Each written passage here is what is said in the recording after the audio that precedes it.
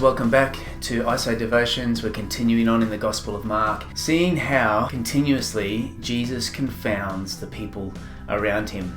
He confounded the teachers of the law when he said to the paralytic, "Your sins are forgiven." And in this next episode, he calls a gentleman to follow him who is totally outside the box. As Jesus was walking along the Sea of Galilee, he sees this tax collector named Levi, son of Alphaeus.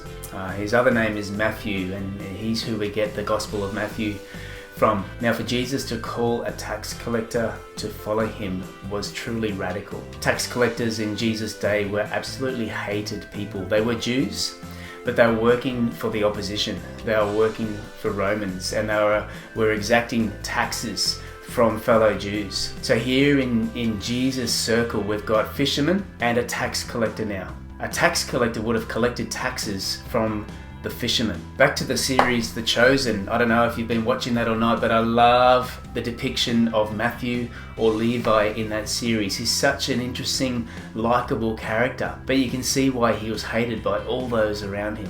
Tax collector in Jesus' day was probably like a parking inspector. People today don't really like parking inspectors. If you're too long in your 30-minute parking zone, you get a ticket. You multiply that feeling towards modern day parking inspectors. Sorry if there's any out there watching this, no offense, but multiply that by about 100 and you get a general sense of the feeling that these Jews had towards tax collectors. Jesus invites one to join his inner circle. But I love how the story picks up, because later on we find Jesus at Levi's house, or Matthew's house, and all around him are other tax collectors and who are referred to as sinners. Now again, the religious elite, the established religious leaders, pick on Jesus, and they're saying, what's he doing eating with these sinners and tax collectors? Why? And then Jesus says this: it's not the healthy who need a doctor, but the sick. I have not come to call the righteous, but sinners.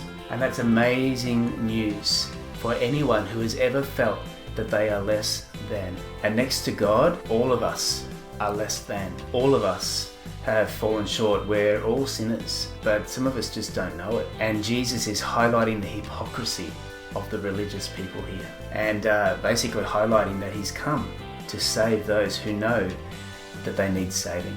I just love that about who Jesus is. He is always surprising in what he does and who he calls to follow him.